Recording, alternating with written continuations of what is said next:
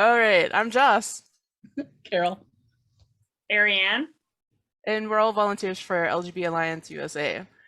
So this podcast, we want to just take an opportunity to talk about topics that are affecting the LGBT community and if hot button issues that are going on as they're going on. So we figured this inaugural episode, we could talk about why we're here as volunteers initially. So anybody want to take a swing? Okay, I'll go first. So I think I've been here what about 6? Has it been a year already or 6 months? I can't remember how long it's been. Closing in on a year, I think. Closing on a year, yeah. And I remember when the UK one got started, I was so excited because I was all yes, like an organization that's not been completely taken over by like trans ideology and stuff. And I had just started, well, I'd been detransitioned for about like a year or so. So I wanted like gay community, but I didn't want to go back to my local community because I already tried and it was super overrun with like trans rights advocates and stuff. And I was like, nah, this isn't good. So when the UK one popped up, I was so super excited. I was like, yes, oh, I hope they come over here next, and I just kept watching and watching. And then I saw a US one pop up. Well, I saw the Twitter pop up first and I was like, oh, definitely. And so I reached out and I said, I want to volunteer. I want to volunteer. It took a while to get in, but I finally got here and I'm so excited to be working for our community. It's really awesome. Yeah, I'm glad. I'm so glad you're here. Because yeah, it's. How about you, Ariane? So I'm the most recent addition of us three. I started volunteering, I guess, sometime at the beginning of this year. And at the time, I was interested, but I didn't really know how to contribute or whatnot. I sort of the way I put it is the universe had sort of slowly been conspiring to pique me since high school. And it was only in around 2020 that I really got the message. And at that point, kind of like what Carol was saying, there was just a really depressing sort of lack of community that was available that seemed adequate for our needs. And I heard about the UK LGB Alliance first, and then I found out, oh, okay, so it sounds like there's now chapters forming in the US, and I may have showed up for a few online groups at the end of last year. We had a really good discussion, some really good discussions. So I decided I wanted to get more involved this year. And so far, it's been really great. I really like the people I've been working with, and I'm looking forward to really see this project mushroom and take off the ground. I really like how you put that, and I'm so glad that you're here and participating. Those first groups that we did in the fall were a little bit nervous, like nervous making. But it's turned out so great, and like so many more groups have spawned off from those. So it's been really exciting. Was one of them the book club? I The book wonder. club book club was the first one, I think, that Okay. where I saw you. We talked about the Helen Joyce book. Okay. We actually had two discussions about the Helen Joyce book, and the first one was, I think, the end of last year. Yeah, that was a really good discussion, and it just led to so much more because it was such an interesting read for sure. I loved that book. I loved that book because it was easy to read. And I like books that are easy to read because it's difficult to read. Yeah, yeah, Well, and it's difficult to keep it's my attention span, right? I mean, you understand. It's like yeah, I can read great but I just don't have the attention span for it. So, but I like the way she wrote it. It was just so it flowed really nice. It was very clear, good simple language. It's just an awesome book. yeah, Yeah, it was, despite being simple, actually relatively had a lot of information in it, and she covered a lot of topics. she Yeah. did, she did, and I really like the way she addressed the LGB side of things, Mhm. because that's sometimes difficult to communicate if you're not part of the community, and I think she did a fairly awesome job of that. Uh, so I joined the alliance from the first meeting. So I saw the ask on Twitter from the UK ladies, and so I was in the very first meeting and every meeting since then, and it's been a really interesting thing to see all this develop and to see where we're going. I'm really excited about where we're heading in 2022 and beyond. But I ended up here as a very, very, very progressive liberal who was a typical trans woman or women ally, and LGBTQIA, whatever, tried to become comfortable with queer as a word, and I just really struggled to ever feel comfortable about that. But it became clear in 2020, early 2020, late 2019, and then a little bit before then, I was having some questions about what was happening in the community. And I was being told that there were fractures in the community I didn't know existed, because as a lesbian in a long-term relationship, I wasn't seeing that firsthand, but I was being told by the youth that our community was fractured. And then I saw exactly how that was playing out. And it's been unfortunate to see, because LGBT community has been really important to me over my lifetime. So I'm really grateful to be here and be working with a lot of really dedicated, interesting, and lovely people on our community. So we have a lot of rebuilding to do because we've lost some ground, and that's unfortunate, but we're dedicated. Yeah. I guess we should say too that there is more of us, and they will probably be joining us in future episodes and stuff. And I think we're going to be trying to have kind of, not all of us can make it all the time, so there will be different people who come and go out of the group. And I think that's kind of nice, because you get to meet the people who are at least willing to be on camera, and you get to hear a lot of different perspectives. And I kind of like that setup, that it's not, that it's going to be, us coming in and out, different people and stuff like that. Yeah, and sort of a diversity of topics as well. So it's not, you're not getting necessarily a stale situation if you listen podcast after podcast. So we hope to keep it fresh.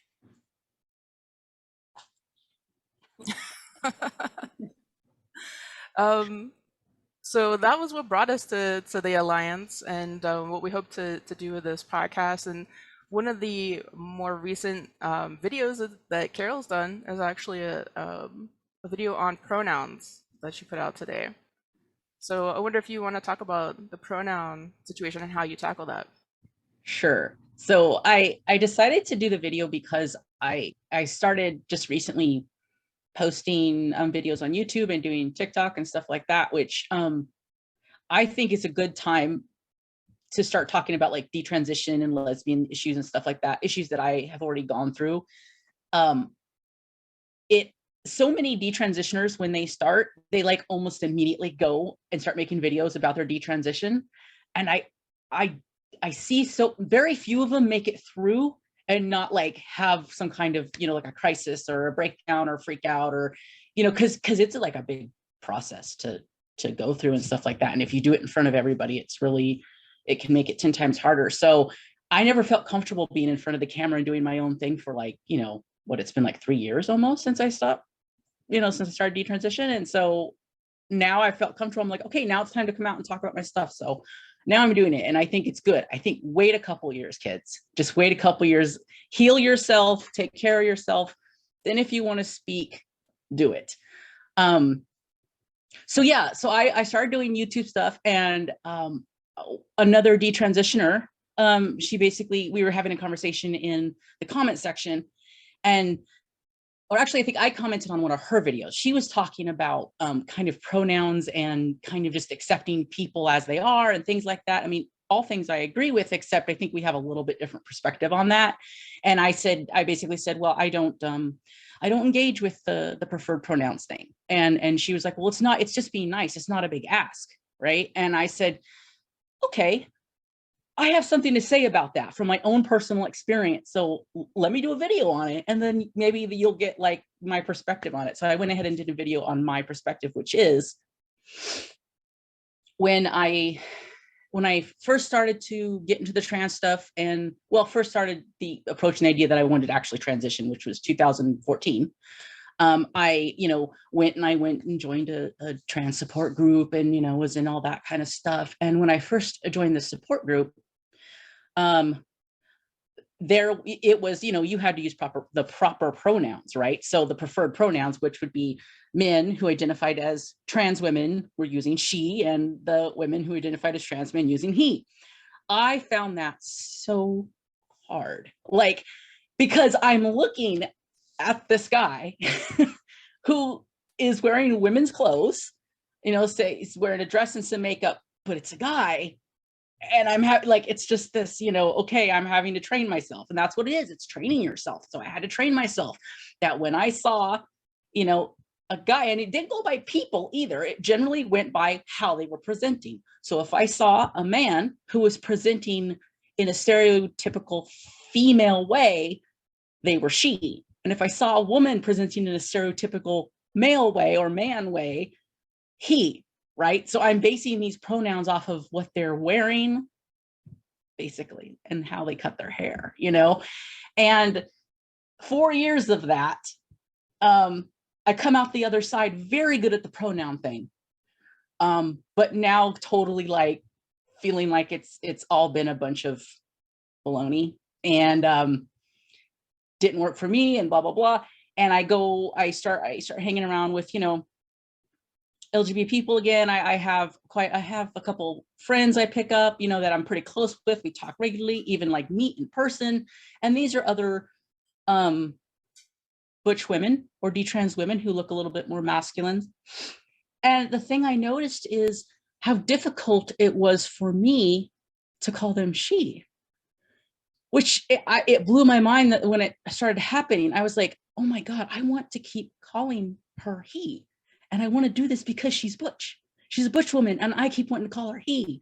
And I was like, dude, that's not good. Like, that's not cool. Like, my brain's been like, I've been programmed, and I programmed myself too. Like, I just drilled that in there that I was to base pronouns. I would base he or she off of what a person was presenting as, stereotypes, basically. Yeah, gender stereotypes.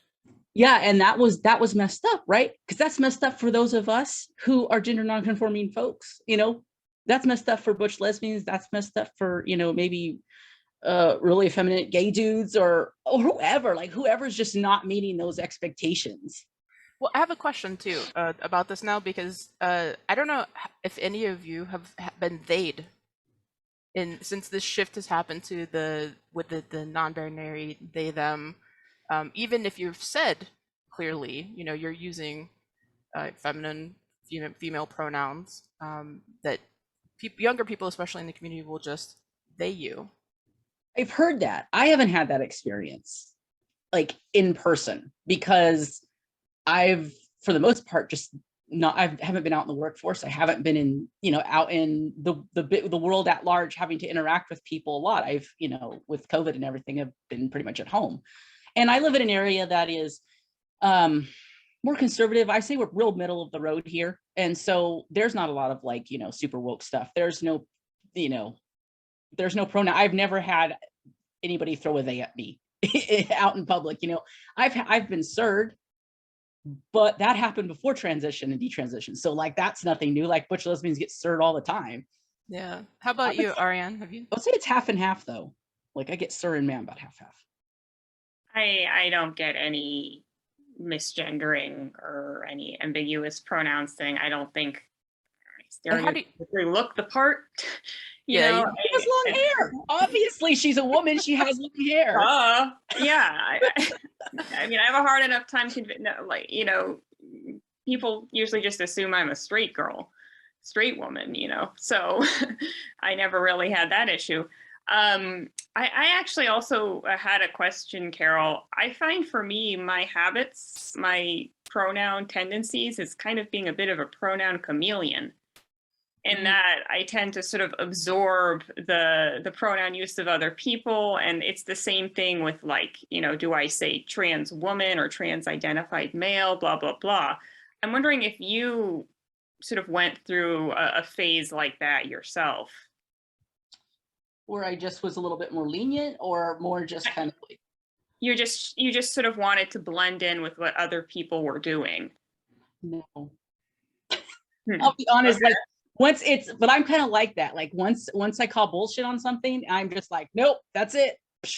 I mean, the only thing I said I would say I was a little bit more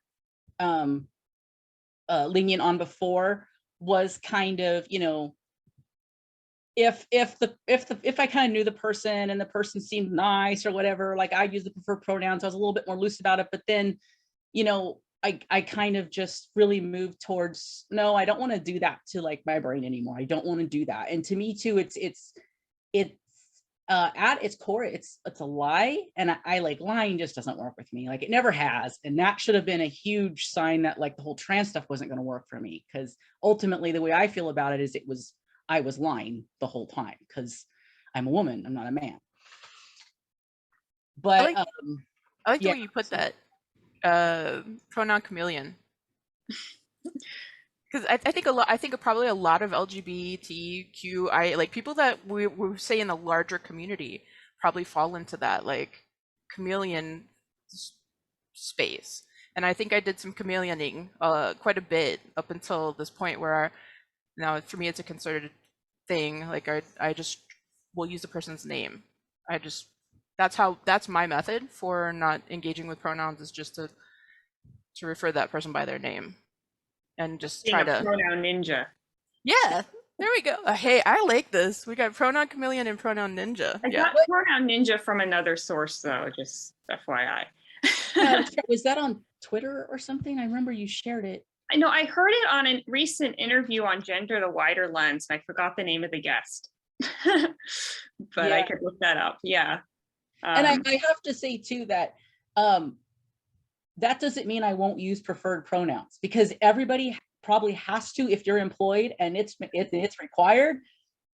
A lot of us have to work. Like, so don't think that I'm like super hard line about this, because like if you got to work, you got to work. You got to do what you got to do, and it's unfortunate that, because it's, you know, I view that as compelled speech. I view that as you're forcing people to believe a religion, and I'm very much not into forcing people to believe other people's religions, but I also understand that things got to get done. If you can pronoun ninja though, and you could just really stay resolute to just using the name, definitely. then No, you can yeah, I like the idea of the name thing. like dance around it a little bit, and that way everybody feels like their boundaries are respected. See, here's the thing though, I am so bad with remembering names. Uh, So I am just, maybe I'm just gonna call everybody friend or buddy. I think I'll that's probably get in trouble for buddy, won't I? friend works though. Friend works because that's I ambiguous enough. call everybody dude. I'm in California. No. So this is another thing that's a frustration of mine. Before this sort of pronoun craze, I was actually sort of a lone voice in the woods in favor of the singular they. And I would often use the singular they just to communicate, like instead of saying he/she, or to, you know, like to just use one pronoun generically. I was a big fan of just saying, yeah, why don't we just use that, you know, for cases where we don't know, or it could be either sex or whatnot. And now I feel like I can't do that anymore, because then by saying they, I'm making an assumption that that person uses they them pronouns, or that they're, you know, they're non-binary, or maybe that person could even be offended that I'm trying to like insinuate that they're androgynous or something like. And so I don't know now what pronoun can replace that. It's like become its own gender, its own sex. Oh, that's, you know, that's a good point. It's now become a gender when it was not. or and lack of gender, it's all of those things. It's because it's right, like in the Yes, binary, non-binary, all of the, it's all over the place. It all seems overly complex, and it doesn't have to be. I'm not even sure if I could count the number of times that I've been served, especially as my hair got shorter and shorter, Because for the longest time I had long hair and I was perceived to be heterosexual. And that bothered me. I didn't want people to assume that I was straight. I think that's part of why, my hair kept getting shorter and shorter. But as it did, I got hurt a lot. And I didn't know, y'all, that I was just being wounded every time, mortally wounded every single time. The slings and arrows that were coming at me for being misgendered, it really didn't affect me. And I have to say that it did actually affect me. Because no, not mortally wounded, and yes, we can survive. But I think for me, before transition, being called sir, if it was just between me and this other person I didn't know and no one else heard it, okay, fine. But what often happened to me, and this always seemed to happen at the grocery store, which is interesting, is you'd be in line and there's a bunch of people behind you too, and the cashier calls you sir, and then you open your mouth to speak to them, and they then back, oh, I'm so sorry, and they make a big deal about it, and then everybody looks at you, and you're sitting there like, hello, everybody's looking at me now, and now all the spotlight's on me because I am a woman who looks like a man, and that's gross. And it's all this like internalized homophobia and external homophobia that I think gets dumped on you when you're kind of outed as not performing your sex correctly or whatever. So in that way, I think it does affect us. And I think it does affect a lot of gender nonconforming or butch lesbians. that's a really fair point, and I do recall the first few times that it happened. I was much younger, and was embarrassed. Had people with me, and it was embarrassing. And then I don't know if is it an age thing or a comfortability of being a lesbian or being seen as a lesbian or just being out in general. Because once I started coming out, like I just threw the doors open and I was just like, I am a lesbian. Let's go. Like, how many people can we communicate this to? But so I don't know if it's a comfortability factor, but it didn't take a lot of times for that to happen before whatever embarrassment was happening in me or with me or around me was just kind of like, whatever. Just Yeah, roll with it. But yeah, I hear what you're saying. and it is embarrassment. I mean, that's what it is. And the embarrassed, and then being called out is it's singling you out of the group, and there's all these things that just makes a social creature like ourselves very uncomfortable with that whole situation. And the thing is I've heard other detrans and trans identified females talk about this too, like talk about those incidents that when those happen being very hard on them. So I think your point has something to it. Like, I think you're probably onto something there. It does have to do with how comfortable you become and how accepting you do become with yourself and with yourself as a lesbian. Because the thing about being a butch lesbian is everybody knows you're a lesbian. Like, you can't really hide that. Like, Ariane talks about, most people consider that she's heterosexual. But, if you have to walk around day in and day out with everybody recognizing you as a homosexual, that can get hard. And so I think a lot of, if you're kind of stuck, and I think I got stuck with internalized homophobia, and I just never, I never worked it through. I never got any help for it, and it just compounded and it just built over the years. And then other things I put on that too, other issues you have, you kind of put on that. And then when this whole idea of, I guess, well, you could say dysphoria, gender dysphoria, a lot of that is that, you're uncomfortable with being a woman because you're, for all kinds of reasons, especially if you're a gender not conforming woman, you're going to be uncomfortable with all kinds of things. So. Well, that point about like, you can't really hide being a lesbian if you're butch is an interesting one, because there have been times, I wouldn't say so much anymore, but when I was young, and there would be like some fancy special event, like a dance or something like that, or a wedding or something. And I would show up, and even though I'm not butch, I'm not really femme either. And I really, really hated being the one female who like wasn't wearing a dress, for example. That really bothered me. And so there were times where I would have to be in a decision where, am I going to just force myself to to dress like all the other girls or women were doing? Or should I just be myself, quote unquote, and, you know, not do that and just show up wearing some sort of pants outfit? And it's taken a very, very long time for me to settle into the latter of actually just being willing to show up and not wear a dress or trying to femme up too much. So I'm trying to put myself into the mindset of like someone who all the time would be perceived to be a lesbian, or at least suspected of that. Yeah, that's an interesting thought experiment. And that's a good point you make, because that's, I mean, I think we're right now we're getting into the realm of like some feminist stuff, because that's, you know, all women have to deal with this this kind of culture that tells us that we have to, you know, do all these things to our bodies to be women and be pretty, and pretty is the most important thing, and all this kind of stuff. So, you know, that's a very universal struggle we all have, whether we're butch, femme, or just being ourselves, you know, just wearing comfortable clothes.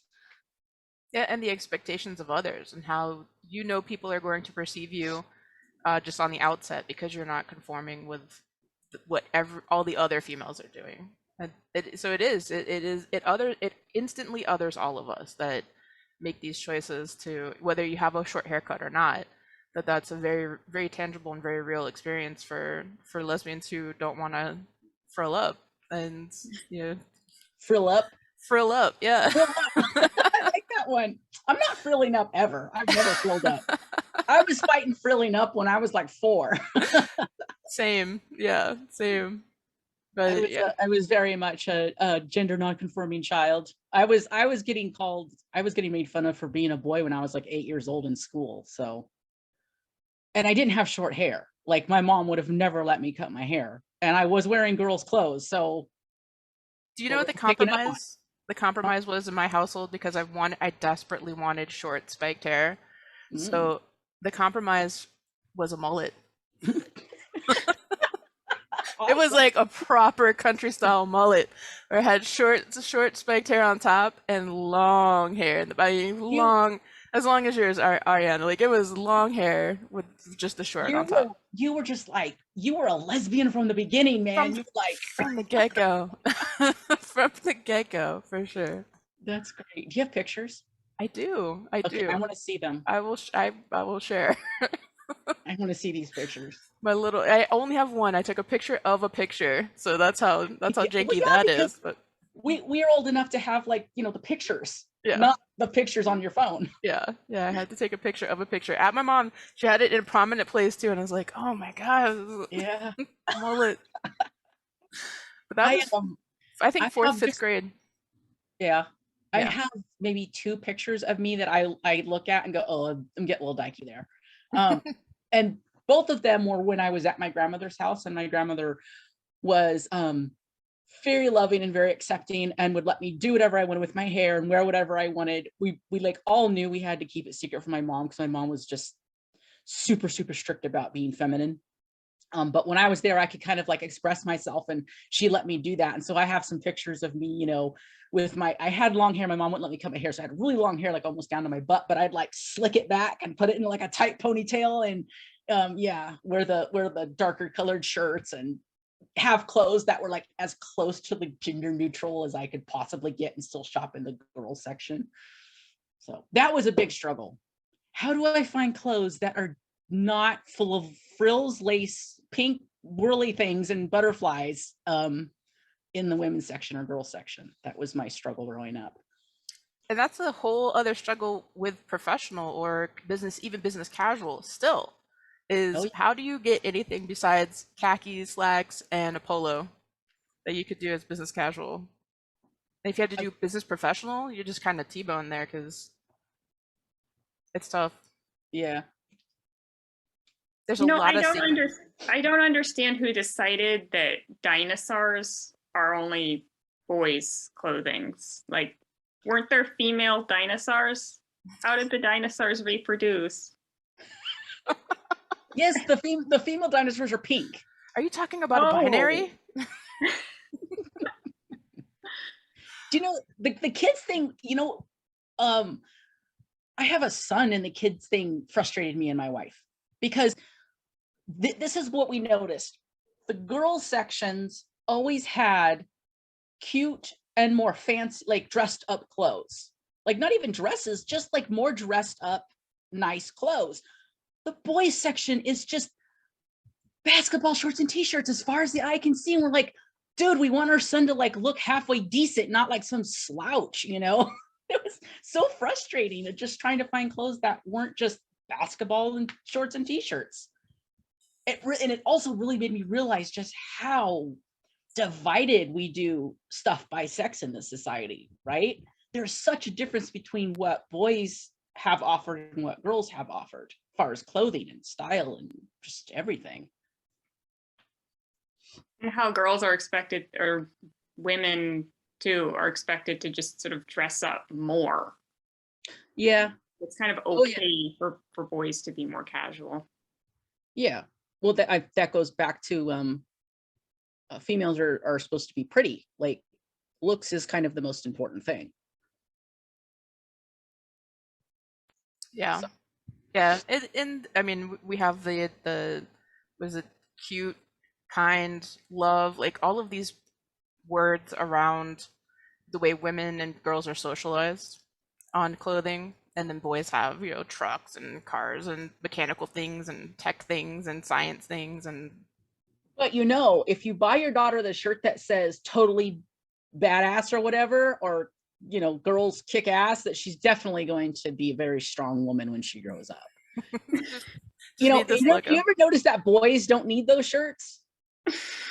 That's true. It's assumed that boys are that. Yeah. That's something I noticed at the Target quite often. I'm like, interesting. Also, the thing about girls' clothes and women's clothes that makes me so damn mad is less material. Instead of like a t-shirt like this with this length, all women's t-shirts are going to be like this. Everything's less freaking clothes. All the shorts are going to be right up underneath your butt. And I'm like, I don't want to show off all my legs, like all four of them. No. I don't want, it's like just trying to find normal clothes that are just seem decent. And this starts so young too. I hate that about the shorts. I really want to wear like long baggy shorts. I guess that would be another thing, going back to situations where I'd look stereotypically lesbian or something, where I'm wearing the super long baggy shorts. I felt like you did look pretty lesbian though when we went to that event together. Good. Yeah. and what also I liked is there was some other lesbians that looked like they were in almost the exact same thing you were. So I'm like, great, we're look at us all wearing practically the same clothes. Comfortable pants with mini pockets. That seemed to be the thing there. Mm-hmm. I appreciate it.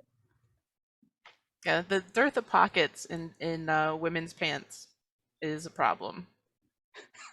Just the lack of pockets or faux pockets. That's also problematic.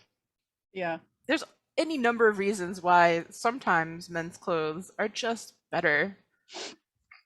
If you have a lot of bosom, if you're top heavy in particular, these shirts with the short arm sleeves are there's even if there's darts, doesn't matter if there's a dart, it's a disaster waiting to happen. It's a disaster.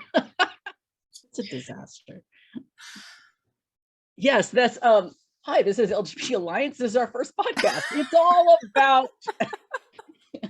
all about women's clothes and pockets. The pockets, people. This is what we need to talk about. Pockets matter.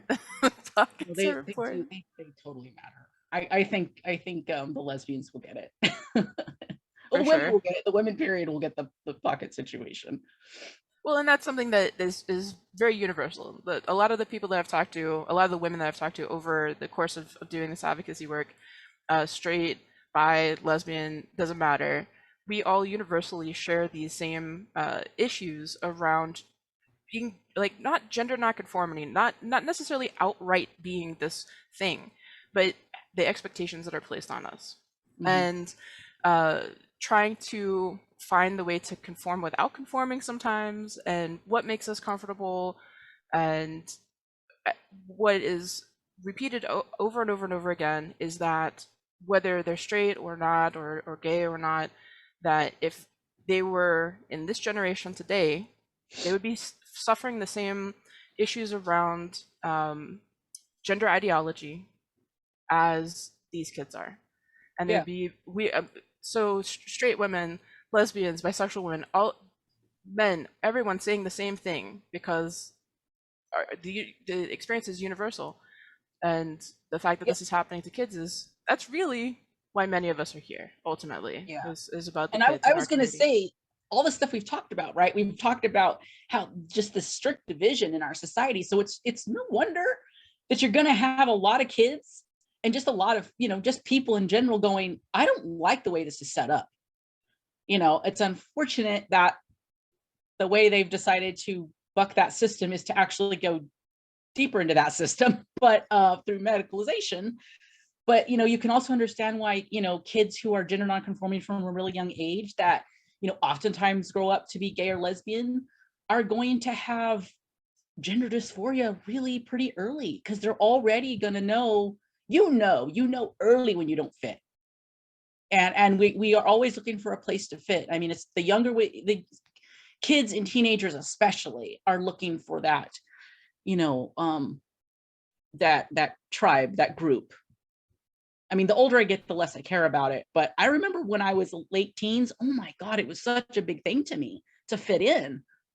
That was everything. Was that for you as well, Ariane, about fitting in as a teen? Yeah. And it was one of these things where like I kept thinking that it would get easier.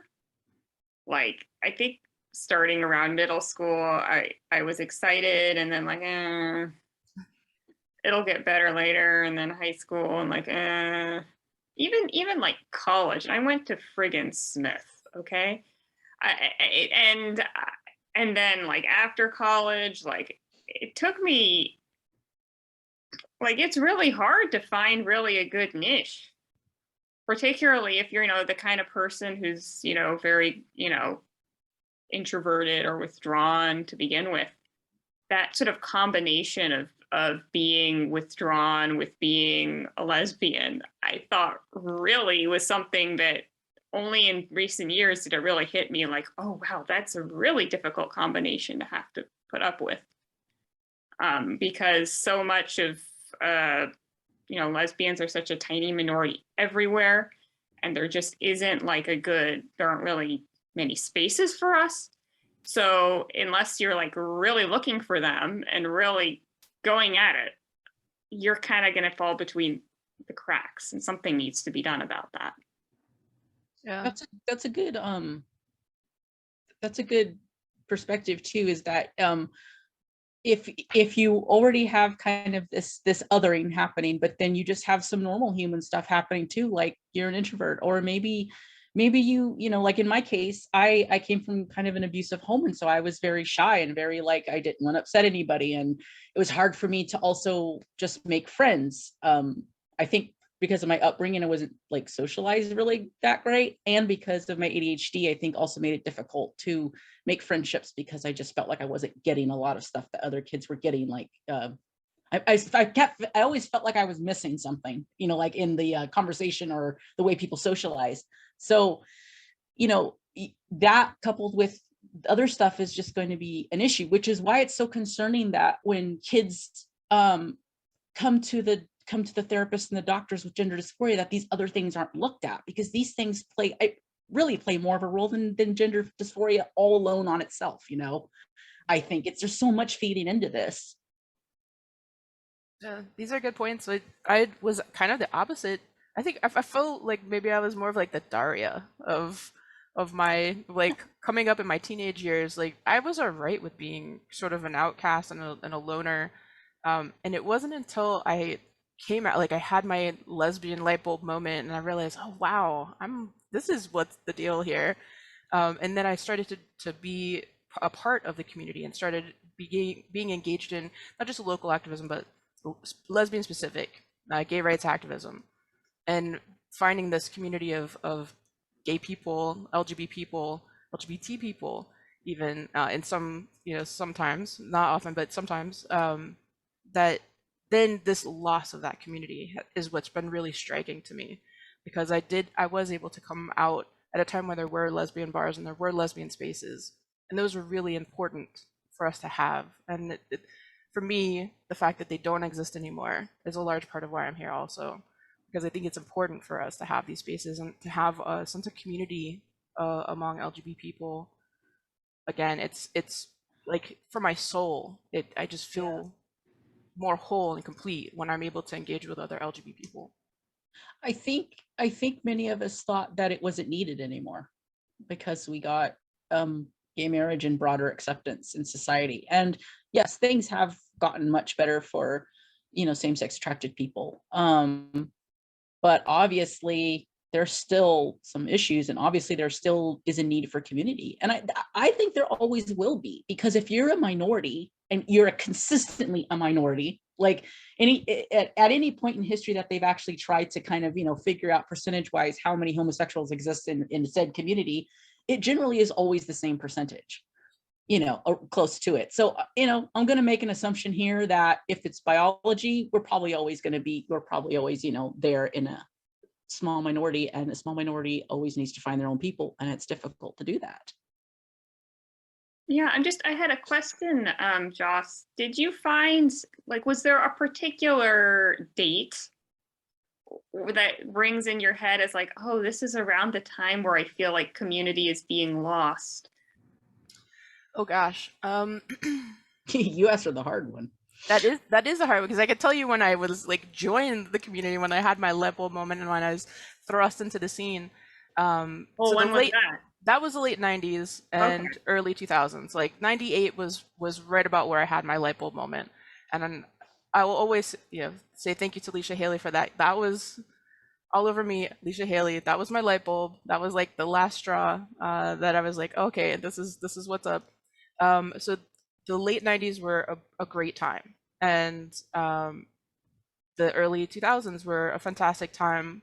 And I would say probably somewhere around 2014, 2015.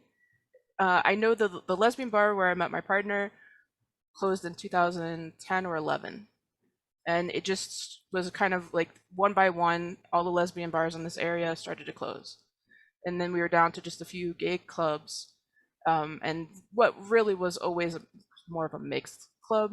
There was a lot of heterosexual tourists, is what I would call them, that just would come through gay spaces, especially on like lesbian night, shopping, shopping for their unicorn. And it's unfortunate, but it's true.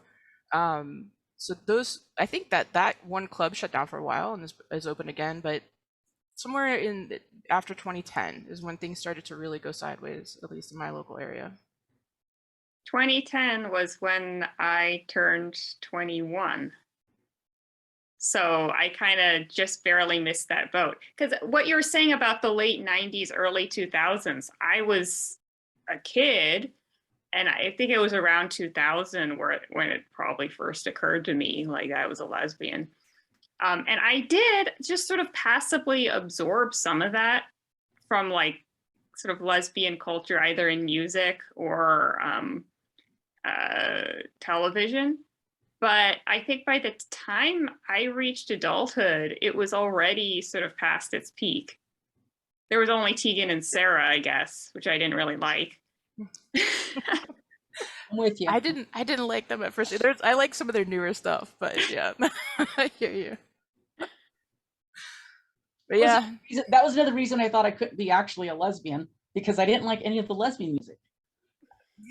their early stuff was very akin to, so Leisha Haley is in this band called the Murmurs. This is really like it's very niche, very very niche. This is the niche of niche, but it's very folksy too. And Yeah, but as I'm older, my music taste has expanded to like be okay with the folksy stuff and even like some of it. But when I was a kid, it was grunge and punk rock, and like, it had to be real loud and angry. And as far as I know, there wasn't a whole lot of lesbians being loud and angry. I remember I remember a few kind of small bands that were coming out of San Francisco or something, but I also didn't really like their stuff a whole lot because I think it was a little too much like craziness and not enough. I liked music that actually had some music form to it. And a lot of it was like way too punk for me. Maybe I was just a picky person. You're like, it's got to be punk, but not that punk. Not too. Like, It depends. Yeah. It's You know, funny okay, because so the year thing, it's me and Joss are close to the same age, and I started like basically I pretty much came out as a lesbian in 99 to 2000, and I started to go to the community, like went to my first gay bar in 2001. And at the time in my town, which is it's not a very big city, we had 3 gay clubs. We did have a lesbian bar at one point that closed in 98. My wife is a little older than me, and she remembers going to it, but it closed in 98. The gay club stayed open until probably 2008 or so, and then just like I think we have one gay bar that's still open, but it's a bear bar. It's like for, it's gay dudes, leather and all that kind of stuff. It's not a place for lesbians. It's one of our oldest ones too. Like it is still existing because it's been there forever. But it's very for the gay men.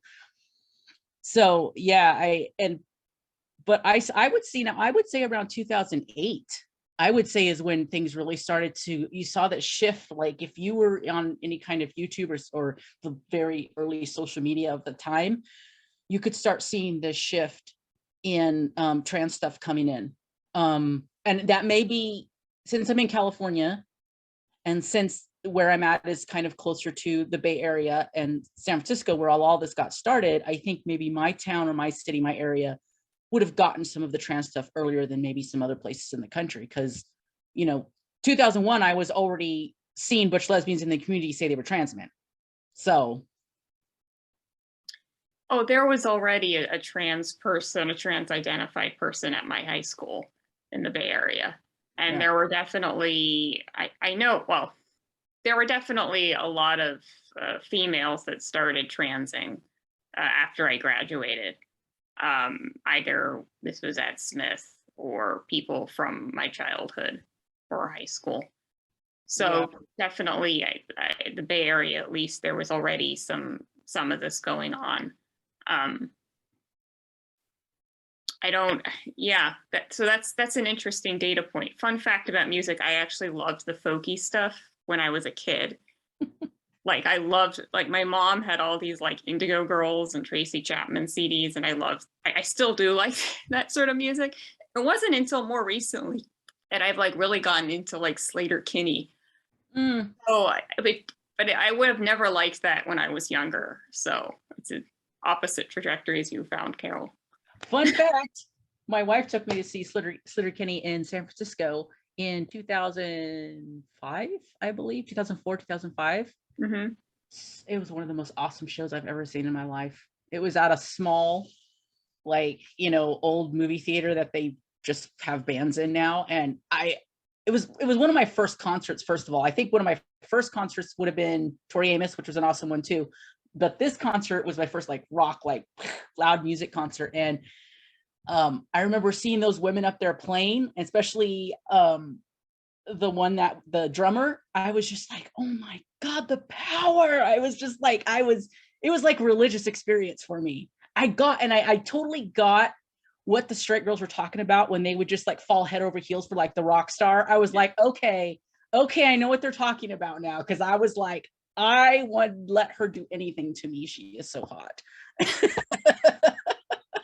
So I get it.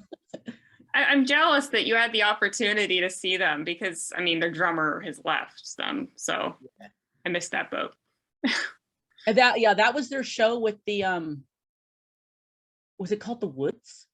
I think. The Wood was the album. Yes, that album was the show that they did. So it was that album, which is a fantastic album. And was that one of my favorites? Was that their really last hard stuff.